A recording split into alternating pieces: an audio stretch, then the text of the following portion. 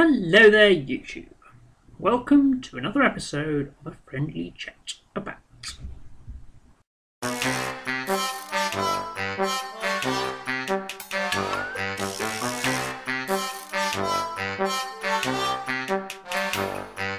Today's chat is the long overdue look at From the Mind of UJames1978. I thought since I had some camera time and I really should use as much of it as possible, I'd give you some of my thoughts on this. I won't structure it in the way I structure stuff when I'm talking about games, because really I wouldn't know how to. This is a book. We'll start from the beginning. I have said time and time again, I'm open to offers for to publish people. Anyone who's got anything written down that is relatively legible and relatively easy for me to edit, format, and if I like it, I don't see any reason why I should. I noticed in the review done recently, or rather shout out done recently, about UJames, he was saying that he prefers it. He had this thing with professional writers, which is fair enough. Your opinion, mate. I don't particularly have a problem with that. It's just that personally, I believe there are not professional and unprofessional writers. There are just published and unpublished writers. Because the day that Stephanie Meyer got millions for Twilight, all idea of quality control in publishing went out of the window, as far as I'm concerned. Anyhow, yes. Speaking of which, it was interesting to run into an actual ghostwriter on YouTube of all places, and it's one of the things that I wouldn't know where to start. But had I been offered a ghostwriting job, I'm not sure I would have taken it myself, mainly because I'm up my own arse, and I prefer to have my own name on the book, whereas UJames has got more egalitarian view on his work, which is quite admirable. But I thought it's only fair that this guy's probably got loads of books out there with airhead celebrities' names on them that are actually his. It's only where he has something with his own name on it, and it's a lovely little book. It's the cover art is taken from his channel logo by Death of Speech. I had some sort of trouble cleaning it up for front page, and I don't think I did a very good job. But it does look very good. It sort of shouts out at you. In fact, the funny thing is, his pose there, he is actually doing a shout out at you. And the joke of of his channel being a whole brain serial is conveyed very well. I did actually write a editor's introduction, which is in the book. I won't spoil it for you, but it is quite interesting. And James himself wrote an introduction, which is, also very funny and very insightful. The reason I picked this for publication, the reason why I let James go, is not just because of his professional writer status. As I said, I do not give a shit. What really struck me, not so much, as I said again in this review, I will link his channel below, I've got his name. But in this review, he said it was intended for an emotional impact, and being the somewhat emotionally retarded sociopath that I am, that wasn't what I got out of it.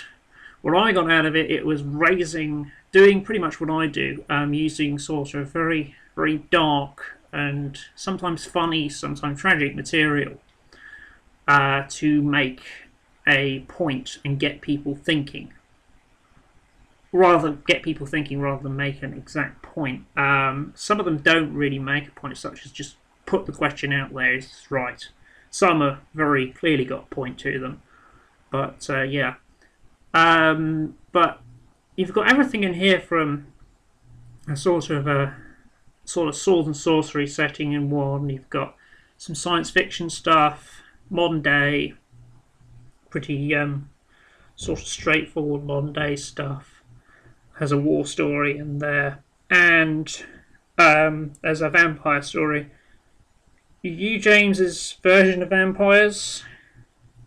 Well, the first good thing is they don't sparkle, but that's another story. Now, the greatest thing I think about his version of vampires is it's just a complete curse. There is pretty much no benefit. There's no enhanced strength, no enhanced speed, nothing. It's just a curse. And that changes the dynamic completely and makes the whole thing a lot more of a horror story than, say, sort of a Vampire Requiem vampires or something like that. Well, that's just my view anyway. The story that really hit me the most, though, there's a story in there. Since I read this through, this is a problem when you put things off. You forget things. Yeah,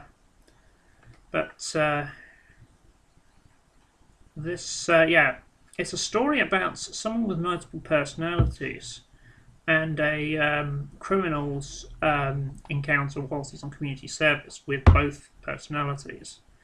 And the one they're trying to get rid of, he actually likes, not he just doesn't get on with. And it's called She Did Exist. And to me, this is something I've always wondered about on a sort of a spiritual, philosophical level anyway. The whole idea of the fact that you have these cases where people have these separate personalities, which are really just fragments of the same personality, but when it comes to talking about, when you start talking about and hear these people talking about souls and what happens after you're thinking, hang on, multiple personality people. Question. And I've yet to find somebody who can answer that question. Yeah. Also, this is a very rare condition.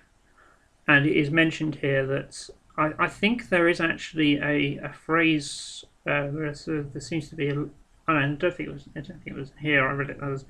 So almost every supervillain's got a split personality, but they're very rare of occurrence in the real world. But they do happen, and they do raise ethical questions for both believers and non-believers alike that are quite uncomfortable. And indeed, some of this stuff is quite uncomfortable, but it's well worth the read, as I see it. It's quite good value for £8. You get over 155 pages. No, that's something else. 137 pages of just sheer UJames' sort of fictional postulations, R2 editing things, and that's about. These things are brilliant little stories, and they do make you think. They do make you question your own stance on various issues, and make you. It's one of those. It's almost unputdownable set. I mean, I remember when I was doing the first read through. I think I may have botched the editing of this because I was enjoying reading the stories too much in places, but. The first read-through I did of this book, the draft version of this book, it was literally I cannot put it down. And this was before the final story was added, which it doesn't quite hit me as well as the others, but I think it's good that it's in there because it's there. It's on a par with the others, but it's not. I don't know, it just didn't hit me in the same way as the others. Love to hate. But then again, it's I don't really think I was the target audience for that one. Anyway, links below. I'll warn you, the Lulu link may be down. Lulu, for some strange reason, have decided to shut down the whole website for a day. So if you're watching this when it goes up, or a couple 3-4 hours after, maybe, I don't know exactly when it is because it's Eastern Standard Time and I can't be bothered to do calculations, but it'll be a while. Probably best to order it on Friday if you're going to order it, and it is on iTunes Bookstore as well if you look it up, and the Barnes & Noble Nook store.